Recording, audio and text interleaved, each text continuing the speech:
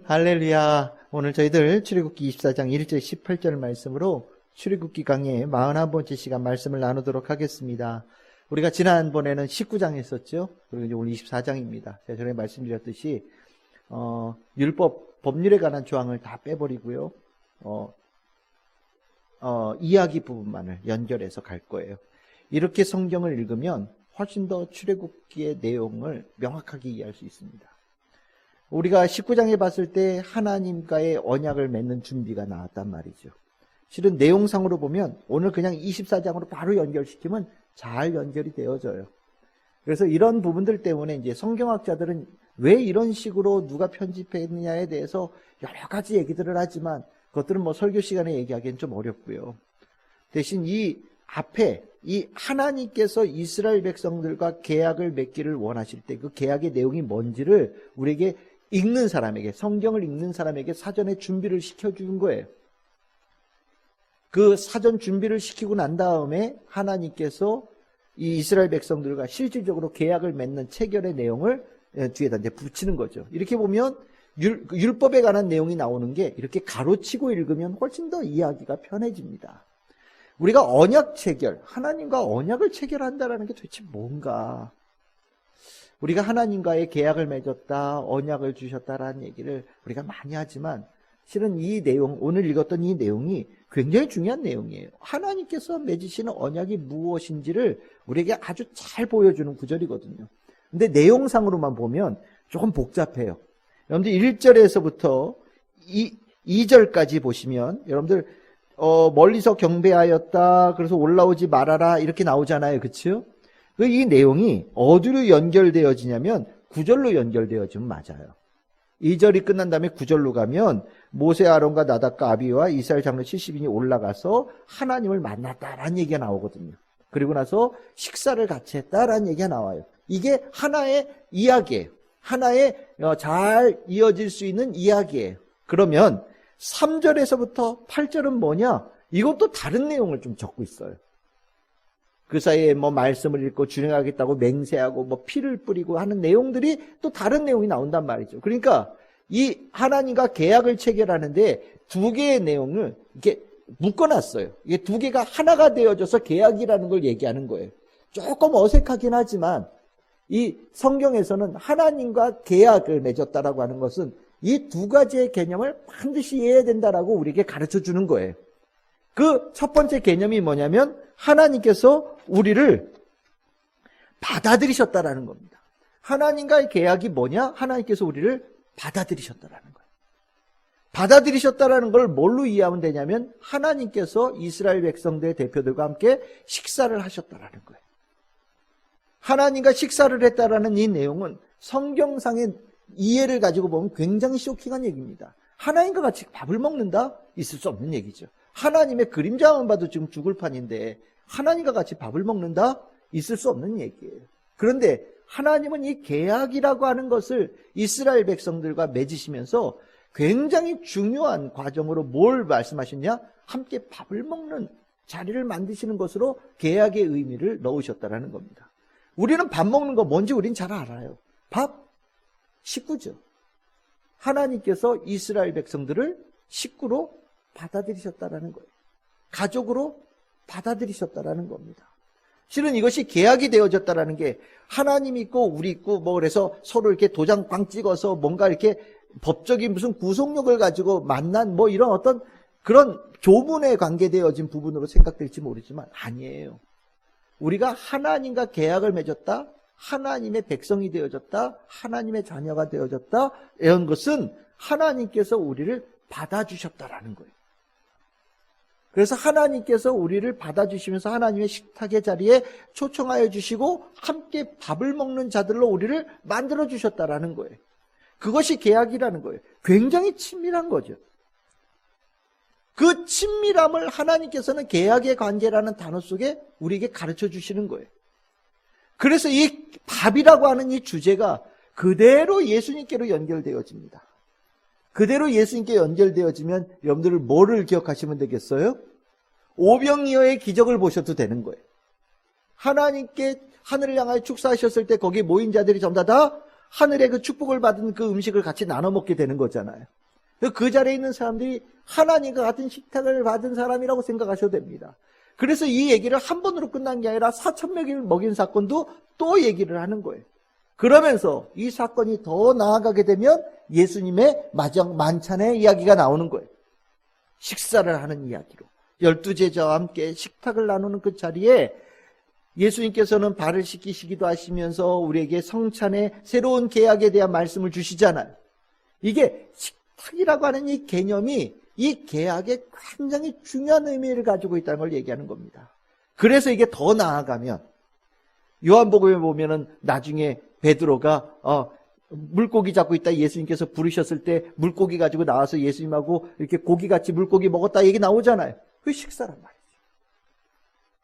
그러니까 우리가 이 성경에서 말하고 있는 하나님과의 계약의 개념을 제일 먼저 우리의 마음속에 새기기를 원하시는 게 뭐냐? 친밀함이라는 거. 굉장히 가까워.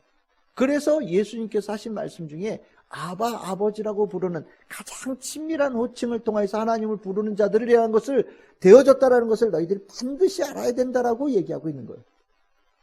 우리가 하나님과의 계약을 멀게 생각해요. 왜? 우리는 계약이라는 게 뭔가 책임질 일들, 구속력에 관한 개념으로 생각하거든요. 아니에요. 하나님과의 계약은 엄밀하게 얘기하면 하나님께서 모든 부담감을 다 짊어지신 거예요. 하나님께서 모든 것을 다 짊어지시고 하나님께서 우리를 하나님의 품으로 받아주신, 그래서 가족을 만들어주신 이야기라는 거예요. 하나님도 가족 만들기를 원하셨던 것 같아요. 그러다 보니까 이 가족이라는 개념을 이해하게 되면 성경에서 하나님께서 아담을 만드시고 난 다음에 혼자 있는 것이 외로워 보이고 안 좋아 보여서 하와를 만들어 주시잖아요. 그게 뭐예요? 가족을 만드는 거거든요. 가족이라는 걸 만들어 주시는 것이 하나님께서 관심이 있다는 것을 보여주는 겁니다. 결국 이스라엘 백성과의 관계에서도 가족을 만드는, 하나님의 새로운 공동체를 만드는 중요한 사건이 이 출애굽기 24장에 나온다라는 거예요. 여러분들 어떻게 하나님을 얼마나 친밀하게 느끼고 계십니까? 하나님께서 나를 받아주셨다라는 것을 알게 되어지고 나면 하나님께 대한 무한한 감사가 당연히 생기는 거예요. 이 자리가 제일 사랑하는 자리가 되는 거예요.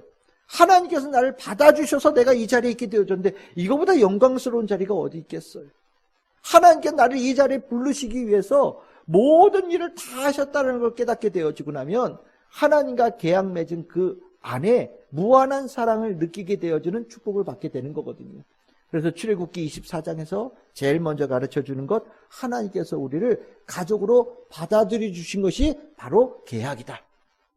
이걸 가르쳐주고 있어요. 여러분들에게 그 따뜻한 그 가족의, 하나님과 가족되어진 그 기쁨과 감사함이 여러분들 안에 충만하게 있기를 소망합니다. 두 번째로 이 3절에서 8절 사이에 나와 있는 내용인데 여기서는 중요한 단어가 아주 명확하게 나오죠. 8절에 나옵니다. 언약의 피다라고 얘기를 해요.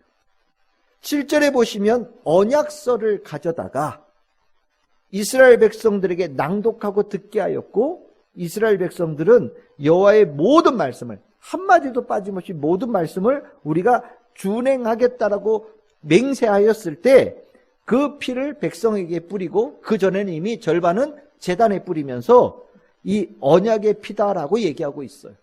여러분들 피가 뭔지 아시죠? 피는 생명입니다. 생명. 이 생명의 이 기능이 무엇이냐? 오늘 여기서 보면 정결하게 준비가 되어진 자를 거룩하게 하는 피예요. 정결하게 준비가 되어진 자들을 성결케 만드는 하나님의 생명의 은총이란 말이죠. 그래서 이 피를 이스라엘 백성들에게 뿌렸다라는 것은 무엇이냐면 속죄함을 넘어서서 성결로 나아가는 중요한 길이 있다는 것을 얘기하는 겁니다. 반면에 이 피가 절반은 제단에 뿌려졌어요. 제단에 뿌려졌다는 것은 하나님께서도 이 부분에 대한 책임감을 가지고 가시겠다라는 거거든요. 결국 이 하나님께서 우리가 계약을 맺으실 때 이 계약 안에는요 생명이 있고요 그 생명의 은총을 이스라엘 백성들에게 전하면서 이스라엘 백성들에게는 이제 목숨 걸고 지켜야 될 계약이라는 것을 깨닫고 맹세하게 만드는 중요한 개념을 가지고 있어요. 즉 하나님은요, 이스라엘 백성들을 하나님의 식탁에 초청하는 계약을 하기 위해서 모든 것을 다 쓰셨다라는 거예요. 모든 것을 다 거기다가 다 내놓으셨다라는 겁니다. 아낌없이. 하나님이 가지고 있는 생명의 모든 것을 내어놓으셨다라는 거예요. 그래서 우리는 이것이 이제 더 나아가면 이 짐승의 피로는 부족하니까 하나님 아들의 예수 그리스도의 그 영원한 중보자의 피가 흘려져서 하나님 앞에 나아가는 모든 것에 대해서 그 완성하였다라는 개념으로 신약에 가잖아요. 하나님께서 이 피를 사용하셨다라는 것은 하나님이 하실 수 있는 모든 것, 가장 귀한 것을 내놓으셨다라는 것을 얘기하는 거예요. 우리가 하나님과 계약을 맺을 때 그냥 하나님께서 낳는 것으로 도장 찍어준 게 아니라는 거죠. 가장 귀한 것을 우리와 계약을 맺게 하기 위해서 내놓으셨다라는 거예요. 하나님께서 가장 모든 것을 내놓으셨다라는 것은 우리가 나중에 구약성경에 보시면 이런 얘기 많이 나옵니다. 내 이름을 위하여서. 내 이름을 위하여서 내 이름 때문에 내가 너희들을 어떻게 하겠다 이런 얘기 말씀 많이 나오잖아요. 이게 무슨 소리냐면 이스라엘과 계약을 맺기 위해서 하나님이 모든 것을 다 내놓으셨다라는 거예요. 그런데 그렇게 계약 맺은 이스라엘 백성들이 막 망가지고 함부로 가면 하나님의 얼굴에 먹칠되고 하나님의 이름에 먹칠되잖아요. 그러니까 내가 너희들과 계약 맺기 위해서 내가 내 모든 것을 다 내놓았기 때문에 나는 이 계약 절대로 깨지지 않게 하겠다라는 하나님의 각오가 있는 거예요. 하나님의 뜻이 있는 겁니다. 내가 너 구원하기 위해서 모든 것을 쏟아부었는데 네가 그렇게 죽는 자가 되어지고 멸망하는 자가 되어지고 타락해서 심판받는 자가 되어지면 내 이름이 뭐가 되냐? 나는 그거 두 눈 뜨고 못 본다. 내 이름을 위해서라도 내가 너를 반드시 구원하고 구원받을 수 있는 자로 만들겠다라고 하나님께서 말씀하시는 거거든요. 이게 바로 피라는 단어 속에 있는 거예요. 그러니까 예수의 피, 이게 단순한 단어가 아닌 거예요. 하나님의 모든 것이에요. 예수 그리스도의 피는 하나님의 모든 것입니다. 예수 그리스도의 피를 통하여서 우리를 구원하셨다라고 하는 것을 깨닫게 되어지고 나면 나를 구원하기 위해서 하나님께서 그 귀에 쏟아부으신 모든 것에 대한 가치를 느끼게 되어지고요. 만약에 그런 은혜 받은 우리가 하나님께 등을 돌린다면 하나님께서 우리에게 그 값을 내놓으라고 한다면 우리는 내놓을 수가 없는 거예요. 하나님께서 모든 것을 다 내놓으셨기 때문에. 그래서 이 피라는 단어 속에는 그런 의미가 있다. 그러면 그 피가 이스라엘 백성들에게 뿌려질 때는 뭐를 얘기하는 거냐? 목숨 걸고 이 계약에 순종하겠다라고 하는 모든 말씀을 다 준행하겠다라고 하는 이 약속을 목숨 걸고 지켜라 라는 서약의 의미가 들어있는 거예요. 우리가 세례받고 예수님 앞에 내가 구원받는 자로 살겠습니다라고 결단하고 때에 따라서는 교회 직분에 관한 부분으로 서약하고 이거 가벼운 게 아니라고 제가 수도 없이 말씀드렸죠. 우리가 생각할 때 내가 그때 잠깐 그때 젊은 시절에 객기로 인하여서 내가 그때 선교사로 가겠다고 손을 벌쩍 들었어요. 막 이런 경우들이 있거든요. 그러니까 취소. 제가 어릴 때 잘못했던 거예요. 취소. 뭐 이런 거 있단 말이죠. 저는 뭐 사역하고 싶은데 뭐 길이 안 열려서 나 이제 그만둘 거예요. 다 쓸데없는 소리예요. 다 쓸데없는 소리예요. 하나님께서 나를 구원하기 위해서 나와 계약을 맺기 위해서 무엇을 얼마만큼의 은혜와 사랑을 베푸셨는지를 안다면 이것을 무르기 위해서 내놓을 것이 얼마나 큰지를 내가 알아야 돼요. 우리 계약할 때 계약 파기할 때 얼마 내놓습니까? 100원 걸면 200원 내놔야 되죠. 계약 파기할 때 2배 내놓는다고 그래요. 세상에도요. 하나님께서 주신 것이 하나님의 모든 것인데 계약을 파기하는데 내가 뭘로 그것을 물을 수 있겠어요? 불가능한 거란 말이죠. 그래서 여기는 목숨 걸라고 얘기하는 거예요. 그래서 우리가 피 뿌림을 이스라엘 백성들이 피를 뿌림을 받았을 때 그 피에 내 생명이 흐르고 있다는 것을 느껴야 되는 피가 되는 거예요. 우리가 하나님께서 우리를 구원하신데 어마어마한 결단이 있다는 것을 알게 되어지고 나면 내가 하나님 믿는데도 그만한 결단이 요구가 되어지는 겁니다. 우리가 성경을 보면서 이해 잘 안 될 때가 있는 경우가 순교자의 개념이 혹시 여러분들 그렇게 느껴질지도 모르겠어요. 뭐 죽기까지 할 정도는 뭐 있겠어? 라는 생각이 있을 수 있어요. 죽기까지 하는 사람들이면 광신도 아닌가? 라는 생각이 들 수도 있을지 몰라요. 그런데 순교하는 사람들, 스데반이 내가 광신도야 라고 생각하면서 그렇게 순교했습니까? 아니잖아요. 하나님께서 나를 구원하기 위해서, 구속하기 위해서 하나님께서 나에게 무엇 하셨는지를 알고 그 구속하심의 은혜에 대해서 내가 어떻게 결단하고 맹세했는지를 내가 알기 때문에 돌멩이가 날라와도 불이 태워지는 일이 있어도 사자밥이 되는 일이 있어도 절대 물러섬 없이 포기함 없이 내가 하나님께 대한 약속을 지키는 거거든요. 그것을 성경에서는 성도의 올바른 모습이라고 우리에게 가르치고 있어요. 여러분들에게 순교하라는 얘기 아니에요. 대신 우리가 하나님과 맺은 계약에 크고 무거움은 알아야 돼요. 피 뿌려졌을 때, 뿌릴 때 여러분들 냄새 뭐 이런 생각 들지도 모르겠지만 그렇게 봐서는 안 되는 거예요. 이게 피가 이스라엘 백성들에게 확 뿌려졌을 때 이제 이 언약에 대해서는 목숨 걸고 지켜야 될 일이다라고 가르쳐주는 개념으로 이해됩니다. 하나님의 가족이 되어지고 하나님께서 품어주셨잖아요. 그것을 위해서 하나님께서 모든 것을 내거셨단 말이죠. 우리는 하나님의 그 사랑의 은혜로 하나님의 가족이 되어졌으니 모든 것을 가지고 하나님 안에 있는 자가 되겠다라는 결단을 가지고 살아야 된다라고 말씀하고 있는 거예요. 그리고 나면 여러분들 이제 12절 이하서부터 이제 다른 이야기로 넘어가기 시작합니다. 이제 나오는 게 뭐냐면 모세가 40일 동안 시내산으로 다시 올라가는 거예요. 그럼 그 뒤에 나오는 얘기는 뭐가 되느냐? 하나님께서 성막 짓는 설계도를 모세에게 주셔요. 성막 짓는 설계도를 모세에게 주신다는 얘기가 뭐냐? 계약의 세 번째 의미가 있다는 얘기를 하는 겁니다. 그 세 번째 의미가 뭐냐? 하나님께서 이스라엘 백성들과 함께 사신다라는 거예요. 하나님의 가족이 불러주시고 하나님의 가족이 되기 위해서 모든 것을 다 하셨잖아요. 그러면 하나님은 이제 계약 맺었으니까 떠나시고 이스라엘 백성은 여기 있고 이 개념이 아니라는 거예요. 가족이잖아요. 함께하는 거란 말이죠. 이스라엘 백성 한가운데 내가 너희들과 함께할 거다. 난 너희들과 함께하고 싶었어.